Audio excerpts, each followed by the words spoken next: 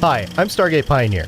And I'm Jondrew, and we're from Better Podcasting, a proud member of the Gonna Geek Network. Just like the show you're listening to now. The opinions expressed are those of the individual host. Check out all the other podcasts at GonnaGeekNetwork.com. And get ready, because geekiness begins in 3, 2, 1. This is it. The part of your week where you get to put your headphones on, relax, and listen to a bunch of geeks geek out about geeky things. They're witty. He loves him some Katy Perry because she kissed a girl and she liked it. They're crazy. I like Nickelback personally, but, I'm the fuddy-duddy who likes episode 1. And sometimes I leave you wondering, what the f***? I'm pretty sure that here we were starting the hashtag movement, Bring Back Slave Ferrell. Gonna Geek Productions presents the official GonnaGeek.com show.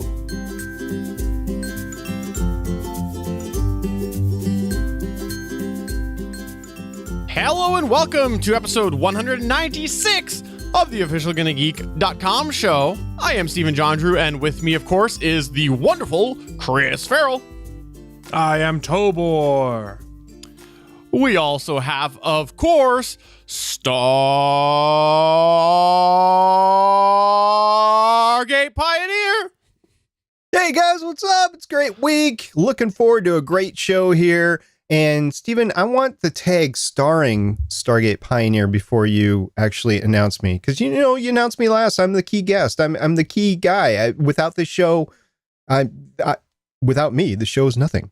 Well, is it starring or featuring? I like featuring. I like the way you think, Chris Ferrell. I personally think that the show is starring Stargate Pioneer featuring Chris Ferrell with guest. That's what I think. I think we can take it, Chris. What do you think? Yeah, I'll go with it. Well, I just think, like, if we're going to be completely honest about the whole thing, I'm really just a hindrance to the show, and I don't do anything good ever. Certainly no production value from you. No, I definitely wouldn't be working on the fly remotely to fix the solo shot. No, definitely not. Definitely not. That would never happen. Oh, we are here with another edition of the GonnaGeek.com show, and if you are checking us out for the first time, I am actually on the road. This is crazy. This is only the second time we've done it in this sort of manner. So when everything breaks, I just want to say it's Stargate Pioneer's fault. It is because, Steven, I'm very jealous of the fact that you have tremendous hotel Wi-Fi, because every hotel I go to, I can barely get audio out, and you are managing getting audio and video and doing this whole production. You are the king of the hotel Wi-Fi, sir, and I salute you. Well, I just got to say, it's the second time we've done it, and I feel so comfortable that I'm even sitting here enjoying my Canadian Timmy Hose. That's what it is. I'm just Canadian it up. I'm just so relaxed. You realize I have an American Timmy Hortons 2 miles down the road. I do realize that. But yeah, we're here today with another GonnaGeek.com show. And before we get into the topics, we do want to just take a moment here to talk about, unfortunately, a bit of sad news. We'd be remiss if we didn't talk about it. And it's the unfortunate loss of Adam West. That's right. He was the 60s Batman. The Batman that had the dancing and the bat shark repellent. That Batman, he did die this past weekend, and he really embraced Batman after that role. He voiced himself on many different shows. He just really owned it. Apparently was just a super kind guy at conventions. So it's sad that we did lose him. And I believe he was 88, if I read that correctly. Is that right, Chris? That's correct. 88, passed away after a brief bout with leukemia, if I remember reading that correctly. But Adam West, he kind of lived the role. I mean, and what is it he referred to himself as? He called himself almost the Bright Knight, I think is what it was. You have Batman, the Dark Knight, and all these different variants. And his was a lighter Batman, which some people may mock and make fun of, but it was a fun Batman. It was a different flavor of things. And Adam West enjoyed his role, and he enjoyed interacting with the fans by all reports. I mean, it was just recently when he stopped doing the convention circuit. I think the last time he was up in Pittsburgh for Steel City Con, he was here with Burt Ward, and they both said, hey, this is our final stop here. We're going to start wrapping up some of these convention appearances. So it's going to be a bummer to see him go. He's always been gracious to the fans, and that's been one of the coolest things. And even if you'd forgotten too, he's also was in Family Guy as Mayor Adam West, the mayor of Quahog. And Seth MacFarlane had a pretty nice, heartfelt tribute that he put out there to Adam West as well. I gotta say, like, I obviously was born after the 60s and quite a bit after the 60s, but I watched those reruns as a kid, and to me, he was Batman. Like, he always was Batman. All these other people who have played Batman afterwards were not Batman. He was Batman just because that show was such a part of my childhood. I watched all those episodes over and over. You know, I would just get up and I would record myself walking along a hotel, you know, the side of the hotel, and flip the video. It was the where it was at. He was Batman to me. I remember watching it in reruns about the time that I was watching the original Star Trek, you know, maybe for the first time. And I didn't take hold to it as well as I did the sci-fi, but it was still good. And I remember, unfortunately, Adam West will be a Batman for me. And by the way, I have a friend in town that actually has a 66 Batmobile, and he's making an 89 Batmobile right now too. And he has been affected by this quite a bit, but I was more the sci-fi guy. I'm glad to see him. Michael Keaton will be my Batman, but Adam West, I do appreciate everything he did. I did recently see him, and I can't remember if it was this year or last year, on Big Bang Theory. It was great that Big Bang had him on the set as Adam West, not as Batman. And it was pretty cool that we were able to see him. That was the last time I saw Adam West in any sort of production or live or anything. And it was good to see him. So thank you very much for Big Bang Theory for making that happen. I remember I once knew of a guy in the neighborhood who was also named Adam West when I was a kid, and I was like, oh, that's so awesome. Like, I don't know. He was just, again, an icon to me, even a child of the 80s. So I think one of my favorite stories I saw, an Adam West story someone told, is they were at a convention, and the kid, his name was Adam. He goes, oh, my name's Adam too. And Adam West looks up at him and goes, funny, I didn't see you at the Adam meeting. I mean, it's just simple little quips like that. You're just like, okay, this guy knew how to connect to fans and make it fun for them. And that's something to be missed. That's a heck of a story. I heard so many good stories, and it's sad to lose the guy. And, you know, the thing that hits me with people like Adam West dying, Leonard Nimoy, is just like all of these iconic people out of 60s, 70s television shows. We really have to realize that we are at the end of their lives. So it's sad. It's huge part of my childhood that just seems to be fading away. And you have to realize how young these people actually were when the productions were occurring in the 60s and 70s. I mean, they were young. They were in their 20s and maybe early 30s to get where they are today. Unfortunately, we've lost some people along the way. You mentioned Leonard Nimoy. We've lost several of the Trek cast. I know we've lost several people. I mean, we're just at an age where we're losing more and more of these actors who have been known to us because we grew up in a TV generation. And there are more and more people that are sad to see go. I know pretty soon here in the United States, I can't speak for the Canadian government, but I know here in the United States, Jimmy Carter and President Bush Sr., they're both at the age where we'll probably be losing them pretty soon. And it's just sad to see people of that generation go. But in the meantime, enjoy them while you got them. Like Stan Lee, for instance, he is wrapping up his convention tour and he is pretty old. So if you have a chance to go see people like Stan Lee or like William Shatner, I would go see them because you might not get another chance. No. Well, we just wanted to mention that on here, and we'll go and we'll continue on with the crazy GonnaGeek.com show hijinks, but we had to serve Adam West and talk about him because, again, I think he is an icon to many people who love Batman. So, Adam, rest in peace.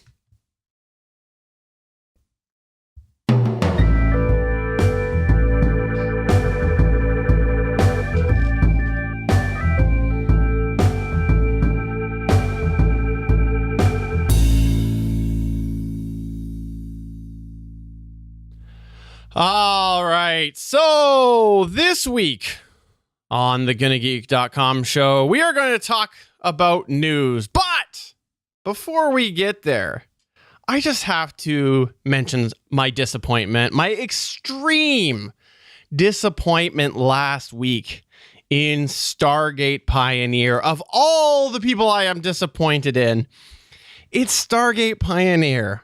I gave you a week to find the breadcrumbs. I left you a breadcrumb, and I left many listeners, and I'm so sad I didn't get a response. So I'm just going to go ahead and recap in a short few-minute clip a certain segment we did last week on the GonnaGeek.com show, episode 195, and we'll reconvene in a moment.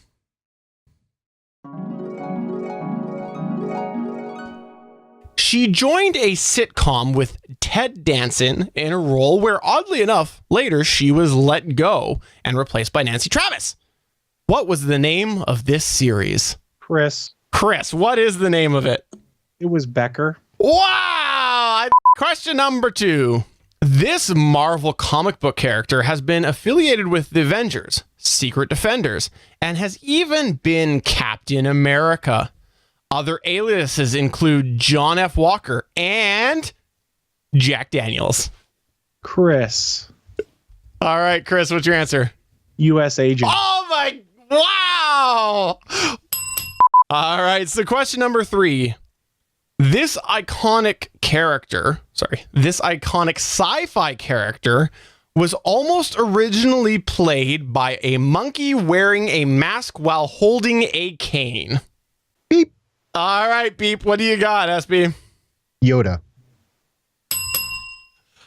All right, so question number 4. This company began in 1994 and is now a name easily recognized across the world, including in your house. Amazon. That was the gimme. So name this general who was a feared Jedi hunter whose body was a weapon. Boop. All right, Boop. General Grievous. Oh, Yep. got you on the board. Good job, Nate. Next one that we've got here. There's an iconic story about a Star Trek original series cast member named Nichelle Nichols who resigned after season 1. She reconsidered this after someone very important convinced her otherwise. Chris just barely beat you, SP. Chris. Martin Luther King Jr. Sorry, say that again. Martin Luther King Jr. There you go. Yeah. All right. So next one that we've got here, not to be confused with a character of similar name. What other name does Shazam go by? Beep. All right, Beep. What do you got? Captain Marvel? Oh, yeah. Wow. That was... This version of Mac OS replaced El Capitan. It is not Yosemite. Unfortunately, it is indeed Sierra. Oh, Sierra. It's close. You're always close to that answer, but that's going to go ahead and wrap up Geek Wars. That's... Okay, so for you folks who did not follow along there, to recap the answer, the first, I'll just read out the answers. It was Becker, U.S. agent, Yoda, Amazon, General Grievous, Martin Luther King Jr., Captain Marvel, and Sierra, which when you put it all together, I'm trying really hard here to get SP his GMC Sierra sponsorship because what does it spell? Buy a GMC Sierra. You've been trying so hard and you've been failing week after week. I had to try for you. I had to try. That must be in the form of a question, SP. The correct answer is what is buy a GMC Sierra? No, the correct answer is beep. what is buy a GMC Sierra? You got to do the beep first, apparently. So I put that Easter egg in there because I was forming stuff together, and then I came across the Sierra question because I wanted to do that, and then I was like, oh, I know what I can do. And I had most of the letters already. I just had to cut a couple of questions. So I was doing that. The one that I was struggling with was the U. So special shout out to Steve Boyd, because I texted him like 20 minutes before the show last week. And I was like, Steve, I need a comic answer that starts with U. And he gave me U.S. agent. So thank you, Steve Boyd, the guy that does all our voice work. Thank you, Steve. That was amazing, Steven. Way to put that together. I thought for sure somebody would have clued in, but again, I'm trying hard here. I'm trying to get you that sponsorship, so maybe, just maybe, it'll work. Looking forward to getting that phone call from Detroit or whatever suburb that GMC is located in now. All right, well, let's go ahead and move into our news. Here we go.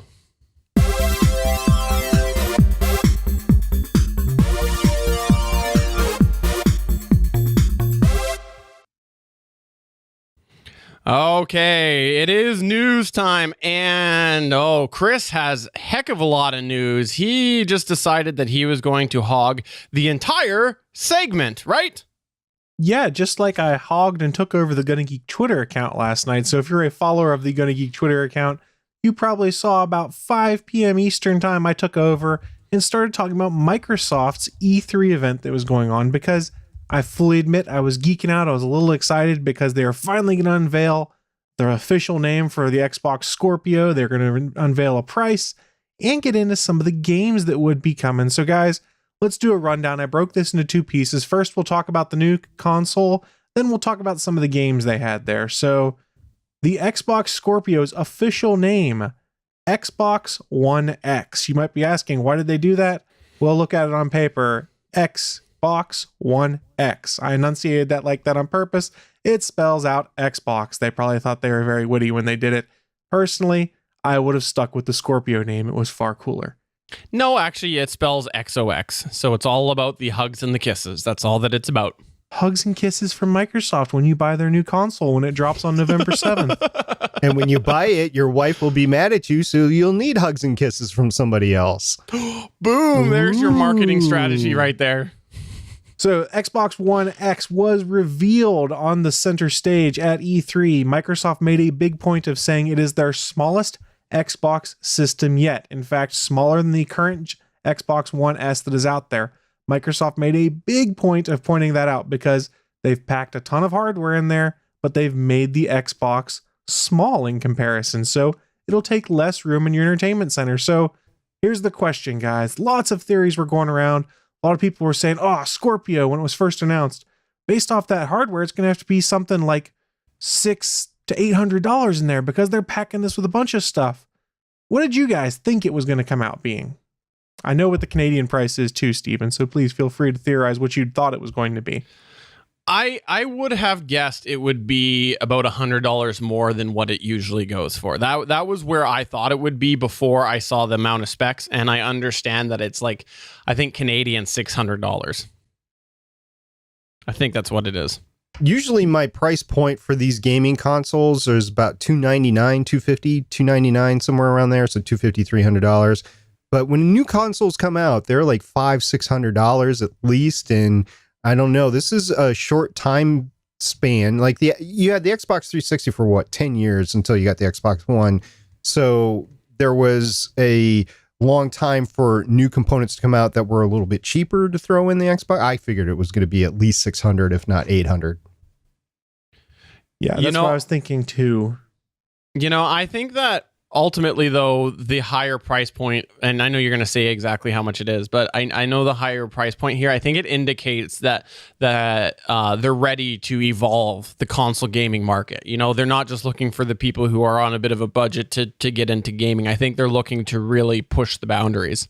Yeah, so Microsoft's playing an interesting game here. The price for it is $499 US, $599 Canadian. Now, one thing to keep in mind, they're still going to continue to sell the Xbox One S and the original launch day Xbox One. All of the games that were announced at E3 play on all 3 systems. You just get additional graphical perks when you play on the Xbox One X. In fact, they talked later, and I'll touch on some of the patches that are coming out to upgrade them to 4K. So Microsoft has basically said, hey, if you just want to play games, you don't need the most powerful workhorse out there, you're fine with just 1080p graphics and things like that, pick up the Xbox One S. We just dropped the price on it. But if you want the cutting edge, you want 4K graphics, you want to have the bleeding edge, the most powerful console that's ever been made, go pick up the Xbox One X. And that kind of backfired for me, because once I watched the E3 event, I was kind of like, as much as I might want an Xbox One X, I don't really need to have it, because everything I want to play, I'll still be able to play. It just won't look quite as pretty. And especially if you don't have a 4K TV. See, the naming thing to me is something that I got to mention here, because it just to me came up as you were talking about the S versus X. I feel so bad for kids this Christmas. Hey, mommy, I want an Xbox One X. And then they go to the store. Oh, you want an Xbox One S? Yeah, I think that's what he said. I couldn't really tell. So it's so stupid how similar they've made the names. Well, from when I was a kid anyway, I didn't have much. Atari 2600 came along in my teen years, so I didn't have much. Now, take a look at all the electronics that we have to buy for living in a geek culture, right? So you got your mobile phone, which if you go with an iPhone, it's going to be about $1,000 to get the one that I want with all the memory and stuff like that. So there's that. If you want a tablet, there's that. I just picked up a new iPad Mini 4 on sale for $300, but they go, Chris, your iPad Pro is what, $1,000 or something like that? It's in that range, right? The 128 gig one that I got I paid $540 for it, because they just marked down the 9.7 inch ones because they discontinued them. Okay, so there's that. And then a laptop, whether you get a Mac Pro or you get a Windows-based one, it's probably a decent one is going to run you $500 to $1,000, maybe more than that. And then to do what we do or to game, you need a big computer as well. So it's thousands of dollars worth of stuff. And then you add on the gaming equipment, the gaming console on top of that. If you want one, I'm seriously wondering if they're a little bit too early with this, because people are still liking to game on a desktop gaming system or a laptop versus a console. So I don't know. What they basically did here with the new Xbox is, if you go and look at the parts list, if you want to build, one of the big things with Xbox One S is gaming at 4K at 60 frames per second, solid on everything. If you want to build a PC to do that, it's tough to build that same PC for $500. I bet the graphics card alone that you'd want to get to do that ranges from about $300 to $400 when you start pricing things out. So what Microsoft has done is pretty much build an entry-level 4K gaming box that's going to play Microsoft games. And when you get into the game listing, they make a big point of saying these are Microsoft exclusives, some of them, meaning they're both Windows 10 and Xbox, because they're allowing you to buy them from that marketplace too. So that's kind of where Microsoft is gearing towards now, is saying, hey, these games we've got, if you don't want to build a PC to do it, buy an Xbox One X, and you've got the cutting edge thing when it comes to the console side of the market. I think that's their play. Yeah, and that's what I was alluding to earlier when I said that it really has evolved, and I'm okay with it. I am okay with it. In the chat, Albert Sims brings up a good point that it is a lot of money when you compare it to a computer and whatnot, but you also bring up a good point as well that they are very high specs, and I actually really like this two-tier idea. I like this idea because there are people who just want to go and they don't want the latest and the greatest and all of the high def stuff. They don't need that.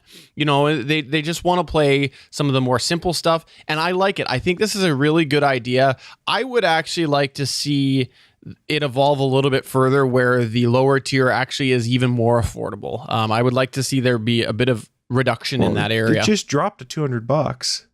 If I recall, that's less than half the price of the top I tier. didn't realize that. I'm sorry if I missed that. I didn't realize that it dropped down. 200 might be enough for me to pop for a couple of my kids that are still streaming cable shows or whatever, Vudu, from their Xbox 360s. I mean, that's at the point where it becomes a viable streaming option. I don't have any 4K TVs in my house yet, by the way, either. So I'm not clamoring to get the 4K graphics out of the Xbox yet. Eventually I will be, but right now, Right. So Microsoft had some spin on it for folks that didn't have 4K TVs. They pretty much tried to say, yeah, this will do 1080p at a high frame rate as well. Because one of the things the Xbox One's been dinged on is their cutting edge games. They're not necessarily 1080p. You're getting about 900p that might be at like 50 frames per second, stuff like that. So they're saying that even if you don't have a 4K screen, you'll see advances because there's a lot more graphical power and horsepower. So it'll be interesting. And they did also announce, here's some games you can try it with. They're doing free 4K upgrades to 5 Microsoft title games, which will allow you to play at 4K 60 frames per second.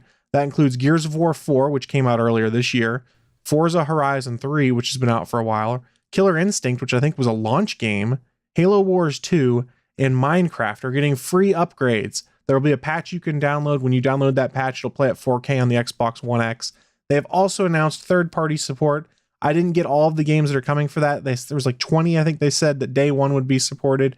But some of the big three, Final Fantasy 15 will be day one supporting 4K gaming on the Xbox. Resident Evil 7, and one of my favorite games, actually, Rocket League. Really fun game I play on the PC. It'll play in 4K on the Xbox One X. That is, okay, so are we, I guess we are caring about 4K gaming. I guess that's where we're at, because that's my big question mark on this, is because I am not one for 4K at the moment myself, but I like the concept. I'm just not needing it yet. No, I get you. The only reason I have 4K in my house is because I have an addiction to slick deals, and I was kind of trying to get rid of one of the smaller screens in my house, and I picked up a 50-inch Vizio 4K screen about a year ago for $300 that was getting end of life at Walmart. So that's the only reason I have 4K in my house. You know, I think when the 4K push is going to happen is in another 5 years or so, when all of a sudden we're really having those people realize the difference. And what I mean by that is, I remember I was really excited to get any HD stuff because it was like I grew up with standard def, and then HD was such a step above that it was like, wow, look at this difference. And because 4K is obviously a massive difference, but when I think back, I still go, HD still looks way better than SD. So I'm absolutely okay to just have regular HD. So I feel like there's got to be that extra bump where I'm just like, oh, wow, and feel the same way I did about HD. So the thing with 4K is it's much harder to see the difference between 4K and 1080p, really. And you're only really going to see it with like HDR, or what they're calling the ultra high definition. That's where you really see a difference. If you just have a regular 4K screen, you've got to be like in the suites viewing spot, basically, to see the difference between 4K and 1080p. And if you're using something like Netflix or something like that, it's not quite the same experience as taking like a 4K Blu-ray and playing that. Well, thanks for sharing that. I know you have some more Microsoft information, and we'll get to that in our extra section. And can I touch on one more thing on the Xbox absolutely. One? So they did announce this that came out of nowhere that I wanted to make sure we touched on. Backwards compatibility with the original Xbox console coming to all of the Xbox One family. Meaning, if you've got games like Crimson Skies or Knights of the Old Republic 1 and 2, Republic Commando, things like that, they will be playable on the Xbox One. They said there'll be graphical enhancements. It'll be the same way your 360 games work. Pop the disc in the drive. It'll make sure you own a legit copy. It'll download it to your hard drive, and then you just play that way. So original Xbox games coming to Xbox One came out of nowhere. I saw that. I went, you've got to be kidding me. That's a good idea. You know, I've got a PS2 that I would love to get rid of because it's got some games that my son still likes to play that aren't compatible with the PS4 that we have as well.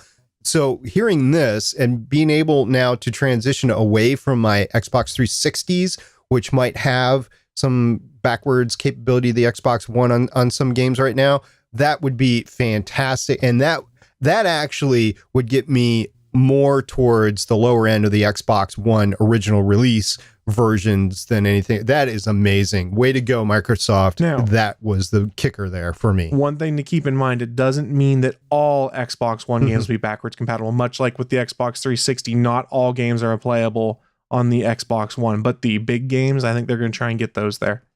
I don't understand that. I don't understand that when you've got technology on an Xbox that probably fits in the palm of your hand now, and they can't do that. Just bugs me. But now I'm just coding. Rambling. It's encoding. It's making sure that the games will run with the hardware. That's all it is. The hardest thing is getting the rights to some of those games. Like, say I want to go back and play NCAA Football 2005. That's a third-party game. You have to re-secure those rights to distribute and make that playable on a current gen system. That's why some of those sports games and stuff you'll never see made backwards compatible. All right. Well, take your logic and shove it up Microsoft. I'll leave that alone. But let's go ahead and move. I'm just joking. Let's go ahead and move on to the next news point, which SP is going to tell us all about how California has no power. What? Well, that's right. On August 21st, they might not have power. But before we do that, we're going to have to back up. We're talking about end of life for some Xbox consoles. Let's talk about end of life here on the planet, like life extinction events, right? So big thing, LE, extinction level events. So let's talk a little bit about a few of those possibilities. You know, we got the super volcano right here in the United States in Yellowstone Park. We got the Yellowstone super volcano. If that goes up, it could... In Jellystone Park, is that what you said? Yeah, that's right, Jellystone Park. When it goes up, you can call it whatever you want. Yeah, you won't be able to call it much for long because the ash that it distributes over the entire world will block out the sun and it will block out crops, and you'll have massive dead loss with sea life and massive dead loss with animals, and crops won't be able to feed people, that sort of stuff. So extinction level event. And asteroids, you know, if we get hit with an asteroid, that could end us up as well. Guys, you know how much work is going in to predict massive solar flares and then shut down parts of the electrical grid so it doesn't overfry itself during a solar flare, so that we lose all of our electrical capability. There's a ton of work into that. There's earthquakes. There's just a ton of ways that the human race can get wiped out here on the planet. Let me tell you the biggest threat, where if we actually get hit with this, it's game over. There's no hiding from it anywhere. If we get hit from it, we're done. And that's a gamma ray burst. Now, there's been speculation that we have been hit with a gamma ray burst, not once, but a few times, which actually ended the dinosaurs and probably contributed to an extinction level event for them as well in one of their massive die-offs. So it's not for certain. We don't know exactly what happened, but the gamma ray burst has entered into that. Now, what is a gamma ray burst? It's just this highly energized, intense, isolated burst that's coming right at you, and it's from this star that's pulsar that's spinning around so much that it actually bursts out energy in some discrete areas. So you're getting a heck of a lot of energy in a small cone, and even though it can travel hundreds and thousands of millions of light years, it's still going to be deadly by the time it gets to us. So understanding these gamma ray bursts is very important for us to see if we can actually survive it, or if there's any way we can hide from it or anything like that. California, though, is looking at a solar eclipse on August 21st. And on August 21st, there is going to be an eclipse. Now, when that eclipse happens, the level of energy, solar energy, that is going towards the Earth goes to like nothing. Now, this is August. It's in the height of the summer. You have a lot of air conditioning running. And California has, as Stephen pointed out, I believe last time, close to 40 million people, which is more than the entire country of Canada. So they get a lot of their power, at least 10%, if not more, from solar farms everywhere. And when this eclipse goes over, they're not going to get solar radiation.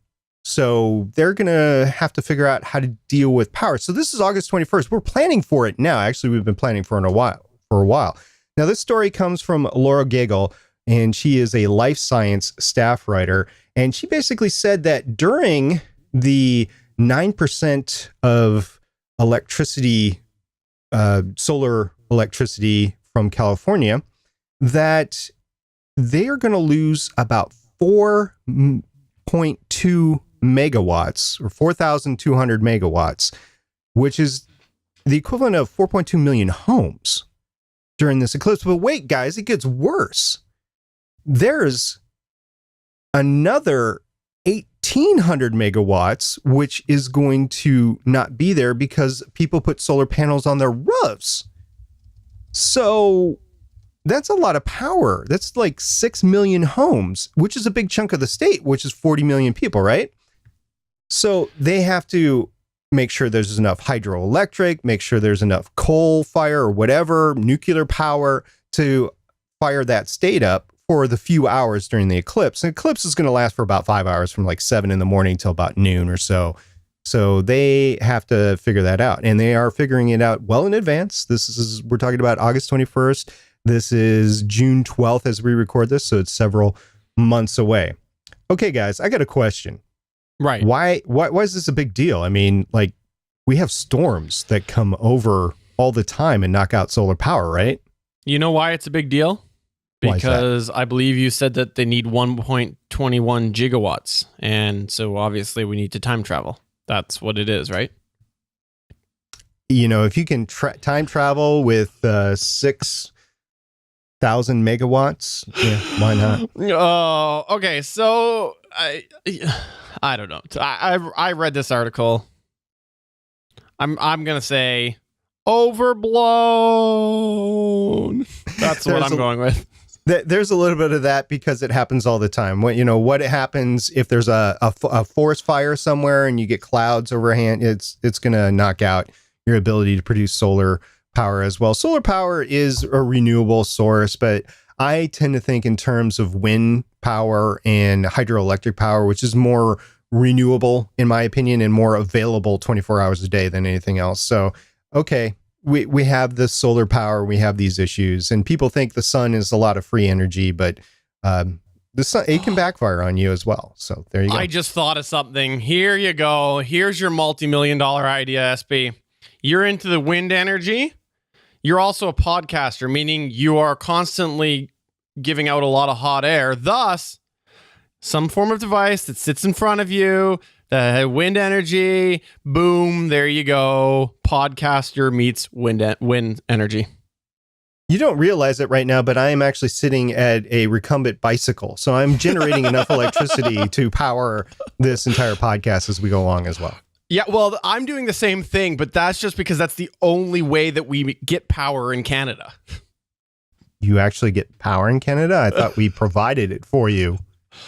Oh, we could go there and we could quickly see how much power Canada produces versus the States and how sometimes it is bought from us. But anyways, so let me ask you this. If I'm a California resident, do I need to be worried? Panic. I would run for if I was a California resident, I'd be trying to get out of there for a lot of different reasons, but loss of power would not be one of them. Okay, so let me ask, if I was a California resident, should I be more worried? No, there's people that think of this stuff all the time, and power is transferred all over the place. It's good that they're thinking about this in advance, so they're not like day of thinking, oh, we got to switch switches and make sure we're getting power from other locations. So that's good. But this whole thing about making sure that backup generators are fueled up and everything for that 5 hours, really. Now, California did have a bunch of brownouts I want to say about 10 years ago, in which case there was just an excessive amount of power being used and not a ton of power available. They had all those rolling brownouts. So I guess it's important for the Californias to keep this in mind, but I would take that as a failure of the power companies not to be able to provide power enough about 10 years ago. So they have upped their game now, but there's still thought in the back. If I was a California resident, there's be still in a thought in the back of my mind of, oh crap, here we go again. I'm going to be without my air conditioning on a very hot August 21st, which by the way is a Monday. So if we were in California, there would be a possibility that we wouldn't be able to podcast.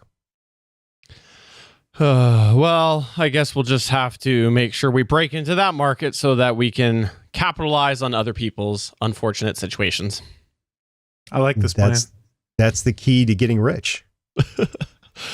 Okay, so moving on to the next news story here. We're going to talk a little bit about how Sony has a potty mouth. Naughty, naughty, naughty, Sony. Yes, Sony has actually announced that they are going to be making a bunch of clean versions of their movies. And first you think, okay, it's got to be some ones that are more family centric and ones that are probably going to be a little easier to control. Well, they announced a list. And then, by the way, what I mean about clean versions is, you remember how back in the day you would see all of these overdubbed movies with like the worst ever voiceovers, like didn't even sound like the person, and they would say things that make no sense, like yippee-ki-yay, Mr. Falcon, when there was no Mr. Falcon in the movie.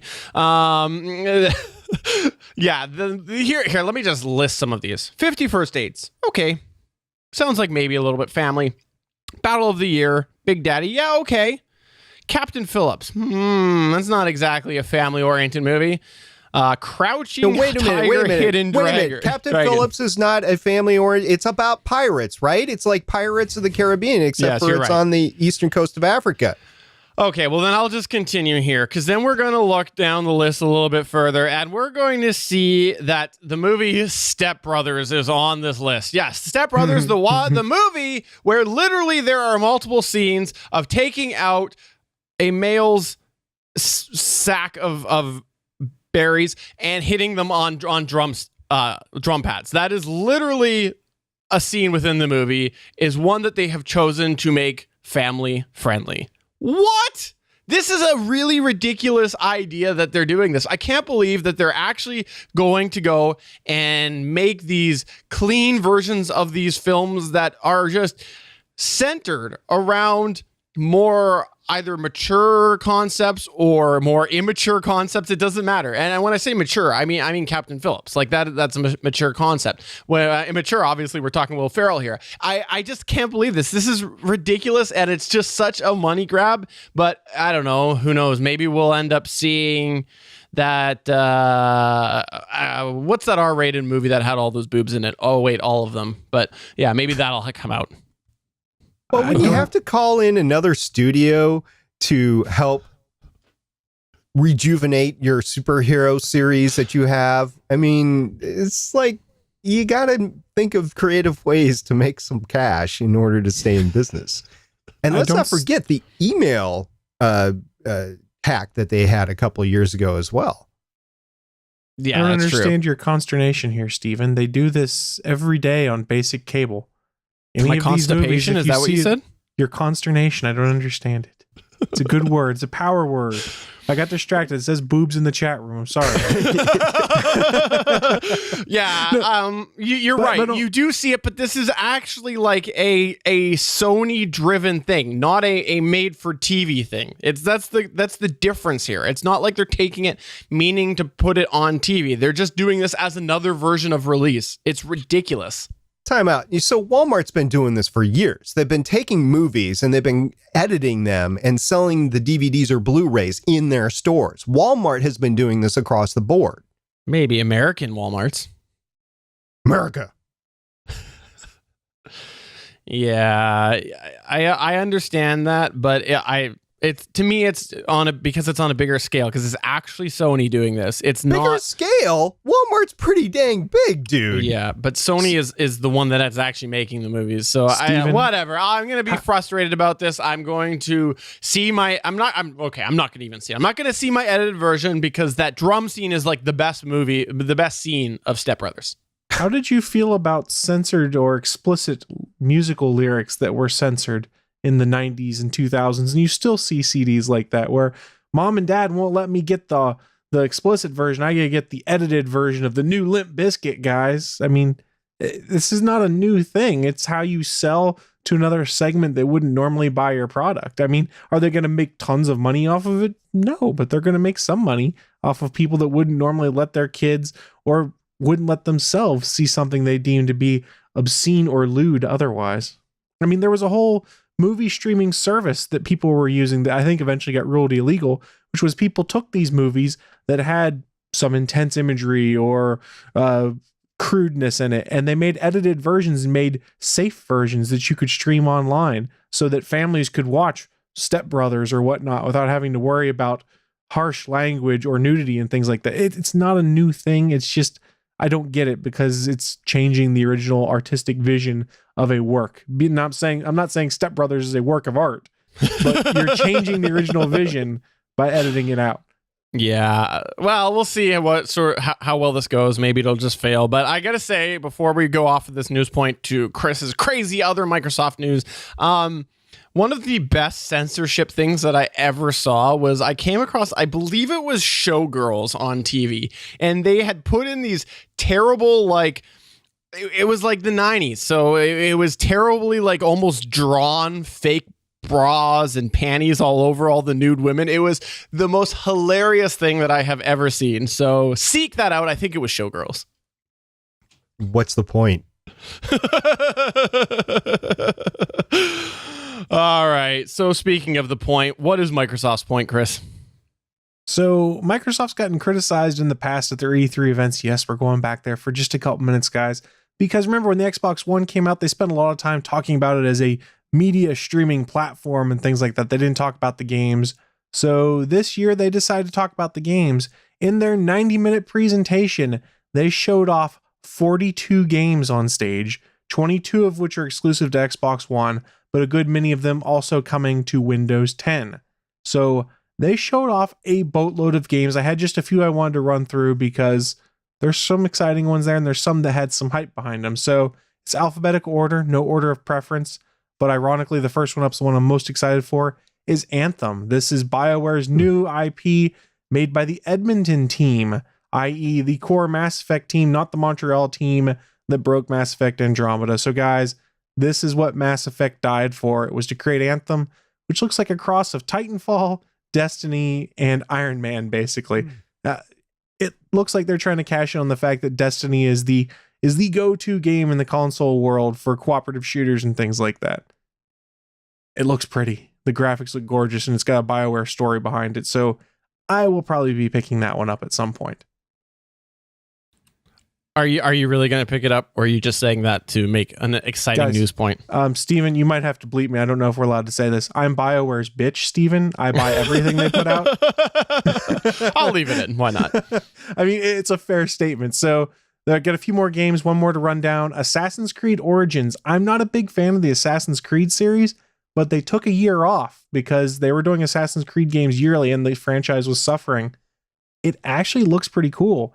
This Assassin's Creed game is set in ancient Egypt. I'm kind of intrigued, but I don't even like the Assassin's Creed games. And I went, okay, I might have to try this one out. A few more. Crackdown 3. Microsoft's been talking about it forever. It's the sequel to the Crackdown franchise. I think it's been 3 years they've been promising it coming. It is coming this year. Terry Crews is featuring as the main character or main mentor or something like that, but just over-the-top explosion, ridiculous violence, things like that. It could be interesting. If you're a racing fan, Forza Motorsport 7. It's going to be one of the first 4K ready games that comes out. It launches October 7th, but if you get it, you can always play it on Xbox One S when that drops a month later and play it in 4K then. Metro Exodus. This is another one that Microsoft led off with. It looks gorgeous. I've played the Metro games on my PC before. It's kind of a post-apocalyptic horror shooter, but the environment looked incredible. The trailer they showed, there was a lot of dramatic tension as things are coming out of the dark at you, attacking you. I kind of want to play it. That's one I'll probably also be picking up. 3 more for you guys. This is one that the kids love. Minecraft. Yes, it's been out for a while. Remember, Microsoft owns Minecraft. They announced you're getting crossplay with the Xbox, Nintendo Switch, mobile, and virtual reality. So if I build something on my Switch and put it on the servers, my buddy on his Xbox One can go visit my world I've created on there. The crossplay between mobile, Switch, Xbox, VR, potentially PC, that's huge. Now notice, I did not say PlayStation. No clue what they're going to be doing on that front, but they have basically, they promoted the Nintendo Switch during this event. There was a Switch built out of blocks in Minecraft that they showed off being put into place when they were talking about crossplay. It was the first mention of the Switch and the first appearance of the Switch at this year's E3. It was kind of cool. 2 more I have left. Sea of Thieves. This is Rare's new exclusive title. It's kind of an MMO adventure game. You basically sail the seven seas with your pals, raiding pirate ships and hunting treasure. It's kind of a cartoony look. I'm not 100% sure whether it's something I'm going to want to play, but it looked pretty, and I'll probably look at more trailers and more early reviews before I make a decision on it. And then finally, because it's not another E3 without getting your next zombie game, State of Decay 2, which is a zombie horror survival game, coming spring 2018 to Xbox One and Windows 10. While it's nothing new in the zombie genre, it looked like it could be a lot of fun. I thought it was Left 4 Dead 3 for a second there that they're bringing out, but it could be fun. So Microsoft had some cool games there. What's going to be really interesting is, as we record this, it's Monday, June 12th. E3 is tonight is Sony's night at E3. So I'm really curious what exclusives they're rolling out. And if they are seeing, oh, Scorpio came out, we're going to drop the price of the PS4 Pro just to kind of stick a thumb in their eye or not. Could be. To me, there's a lot of titles in there that I think Sony won't be happy with, because they'll probably want to just go in and make them for a more family-friendly audience. You know, for example, Assassin's Creed, I think it'll be Buttons Creed. Can't say that word, Chris. Buttons Creed? Is that what you said? Assassins. Buttons. Oh. I thought you were just meaning that assassin was a bad word, not ass.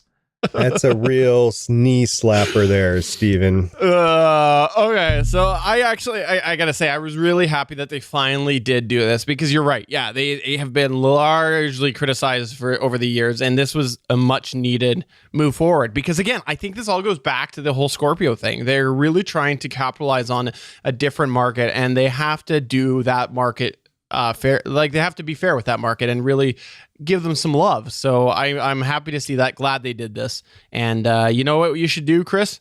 Go order yourself all of these games right now.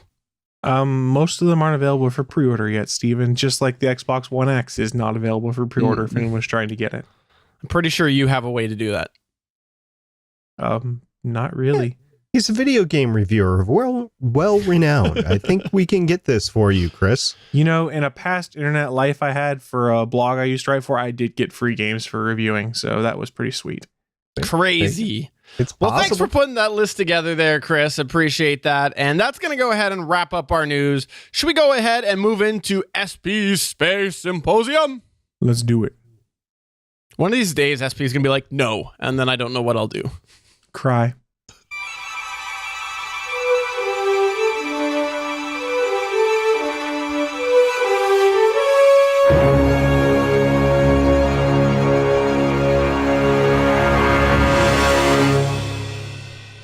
Been a while since we've been into the world of SP Space Symposium. The last one was 10 episodes ago. We talked about the Kobe, right? The Cosmic Background Explorer.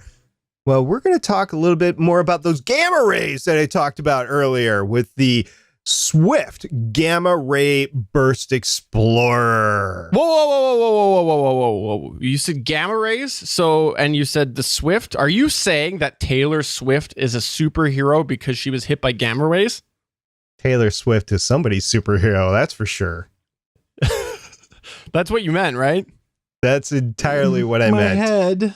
My poor head. So the Swift Gamma Ray Burst Explorer was it's a first. It's a one of a kind. It's a multi-wavelength observatory. We're talking about space telescopes, by the way, people. This is the 13th space telescope in the SP Space Symposium. And if you are looking forward to the next one, there's only 2 more left after this. So we're going to move into space probes after this. But until then, we're going to talk about the last 3 space telescopes. So this is a gamma ray burst detector. And the problem with gamma rays is they happen real quick.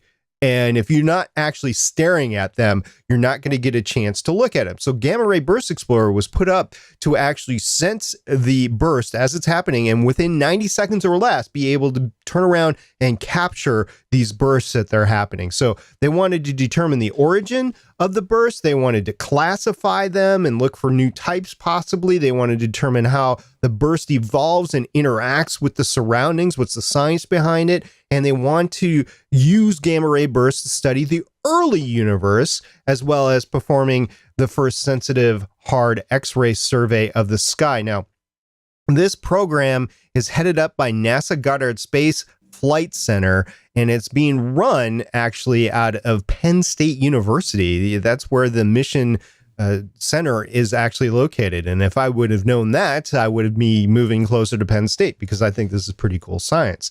So this was a satellite that was developed in joint partnership between Goddard Space Flight Center and the United Kingdom and Italy. And it is part of NASA's Medium Explorer program, also known as MIDEX. Now, Swift was launched into low Earth orbit on a Delta 7320 rocket on November 20th, 2004. It had a launch mass of 1,497 kilograms or 3,232 pounds, which means it's about 65% of the mass of a 2017 GMC Sierra 4x4. So not even a full truck up there, guys. It was see what you did there. Yeah, about 2/3 of it. There you go. Mm-hmm. I have no idea, though, what you're talking about with GMC Sierra. This is the first time I've ever heard you mention that ever. Of course it is. That's right. First time. Been talking about it for more than a year, Steven. More than a year. And actually, pretty soon it's going to be the 2018 GMC Sierra 4x4. So say bye-bye to the 2000. We'll have to have a whole segment on saying bye-bye to the 2017 So GMC Sierra. If you start talking about the 2018 and they offer you a 2017, you wouldn't take it? I would so take it. Okay. I'm just making it so fast. What happens, though, if the weight massively changes between 2017 and 2018? You're going to be all of your references won't work anymore. Well, my references, it wouldn't matter because the average guy will know about how much mass these satellites actually are. Again, we're going to be talking about some cars that are driving over the surface of other planets pretty soon, too. So it's going to be told many applicable. times that I'm above average. By your mom? So the Swift was launched into a low Earth orbit. It's just circular orbit. It's about 350 miles of altitude up there. So it's a little bit above where the International Space Station is and stuff like that. But didn't have enough oomph to get, up into GeoBelt or into Lagrange points or whatever. So when it's done, it's probably just gonna, eventually fall into the atmosphere, and who knows whose igloo in Canada it's actually gonna fall on. It's mine. It's mine. That's what he's saying. He's used his NASA ways to direct it to mine. That's right. I'm just going to make sure that it's deorbited in a controlled manner to hit Steven's igloo. Now, the Mission Operations Center, by the way, is at Penn State University. It's a great little thing. We'll have a link in the show notes for you to check that out. It's pretty cool. Now, this telescope has 3 main sensors. It has the BAT. Go figure, Batman. We talked about that earlier. It's BAT, Burst Alert Telescope. And this has high sensitivity, but a large field of view, about 2 steradians, which is pretty big. And it can detect about 100 bursts per year. And that is where it's first sensing this stuff. Now, the X-ray telescope is existing hardware from the JetX, and it provides higher accuracy position locations. And it also uses light curves to study the flaring and the long-term decay of the X-ray afterglow. Gamma ray bursts have afterglow, guys. It's kind of like, after some other adult activities, the afterglow. I thought the afterglow was like when you go to a foam party and there's all sorts of glow and then the foam goes away, but you're like, oh, there's still glowing. That's what I thought you meant. Steven, you go to a lot of raves, huh? I've never been to a party in my life. Or is it a discotheque? I'm not social. I'm a loner. Thank you. Discotheques in igloos? I'm confused. They make igloos big enough to dance in? All right, continue. Let's not talk about my lack of social life. Let's continue. Okay, so the other instrument is a ultraviolet optical telescope, and it's a copy of what's on the XMM Newton, which we talked about a few episodes ago. So those 3 combine to not only sense the gamma ray burst, but then to actually record the burst in high resolution science. So some of Swift's key discoveries are it located the most distant known spectroscopically confirmed object back in 2005, I believe. And in conjunction with XMM Newton has found the best evidence for an intermediate black hole in the galaxy NGC 5408. We talked about that back with the Newton. And this is very interesting. Back in 2008, it had sensed a supernova, which was seen at such an early stage in its evolution. It was just a stroke of luck that we actually caught this thing really before it exploded. So that was pretty cool there. So a lot of great studies have gone on, a lot of great discoveries. They have sensed over 1,000 gamma ray bursts in the 12 years of operation right now. By the way, it was only supposed to last 2 years. Remember, this was launched in November of 2004. It has operated for 12 years, more than 12 years, 6 months at this point in time, and going strong. So we'll see how long this puppy can actually last and give us some indications of what's going on in gamma ray bursts. By the way, at the beginning of this, I teased that we had 2 telescopes left. So next episode that I talk about Space Symposium stuff, it will be the penultimate symposium on space-based telescopes. And it's going to be the Fermi Gamma Ray Space Telescope. After that, we are going to talk about my favorite. We've been teasing this for a while. My favorite space telescope. After that, that'll be the last one. So did I hear that right? So today we were talking about the Taylor Swift gamma ray interaction. And next time we're going to talk about Fergie. Is that what you said? Yeah, Fergie, you know, the UK princess Fergie. Yeah. Mm-hmm. I thought we meant Fergie from Black Eyed Peas. I'm very confused. I totally meant Fergie from Black Eyed Peas, thus the connection with Taylor Swift. So there you go. But we'll go with whatever Fergie is appropriate for your region. We are a multicultural podcast. And an international podcast as well. Well, thank you very much for that, SP. I do want to ask you this question. If I was like, SP, I really enjoyed your segment, but I want to hear the past SP Space Symposiums. But I just don't want to sort through all that other crap where there was like Chris taps that app, Steven's geeky stuff, all that boring stuff. Would there be a very quick and easy way that I could see all of your SP Space Symposiums? There is indeed. If you go to www.snasa.space, will be a listing of all the SP Space Symposiums. So is that a website? That is indeed a website on the GonnaGeek.com web network. Ooh, is it a webcast network? Netcast. Well, thank you so much for that. And I always enjoy hearing a little bit more about the ways of space, because let's be honest, we're about to destroy this planet. We should find out a little bit more about what's out there. Or gamma rays will destroy it for us, because remember, it is an extinction level event. Or turn us all into superheroes. Yes. That is so cool. Yeah, that's right. Gamma rays, the Hulk.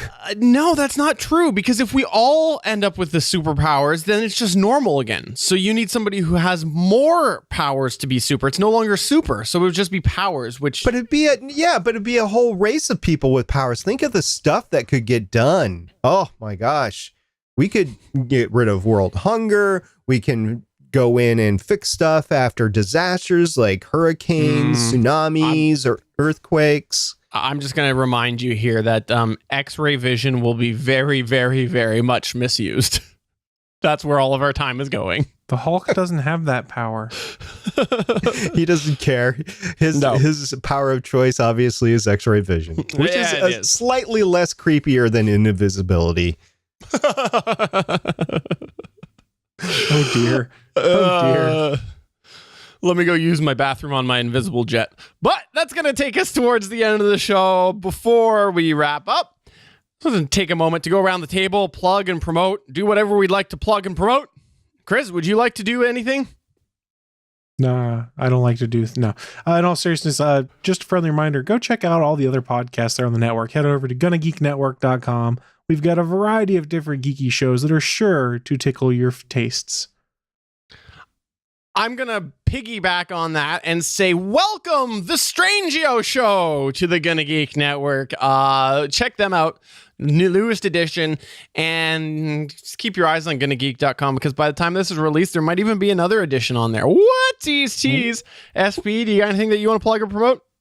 Yeah, you kind of stole my thunder there, but you know what? You're the network owner. You deserve to make that announcement. I was going to say, I listened to 2 podcasts on the network the other night, and one was Strange and Unusual. Oh gosh, have you guys listened to any of their audio dramas recently? They're so good. If you haven't, you really need to check them out.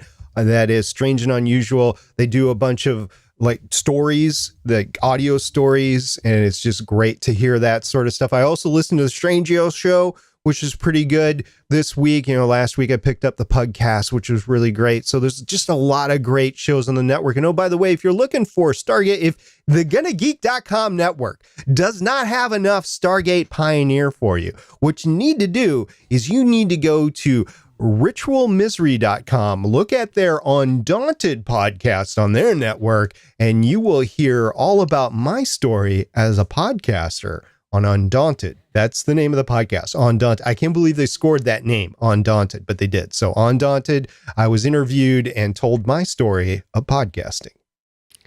So you mentioned the term ritual misery. What's that all about? Ritual Misery is another podcast on the Diamond. Is diamondclub.tv? It's diamondclub.tv, right? Diamond Group. Diamond Group. Group.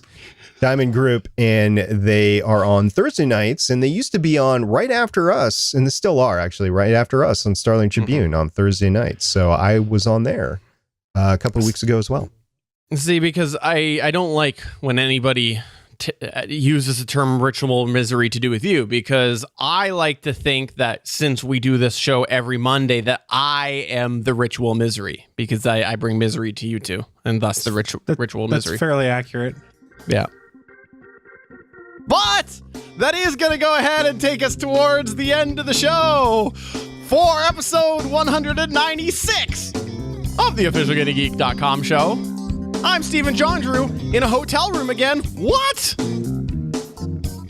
I am Tobor. And I'm SP, ready for another great week of podcasting. Have a wonderful week. Bye.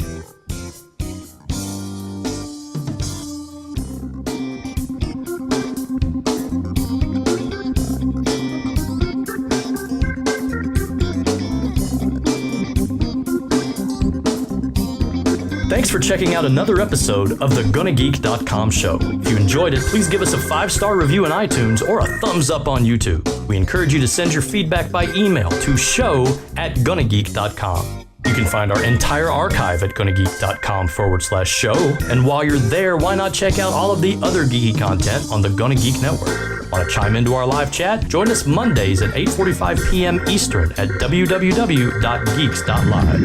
The music heard on this show is by Kevin MacLeod of Incompetech.com.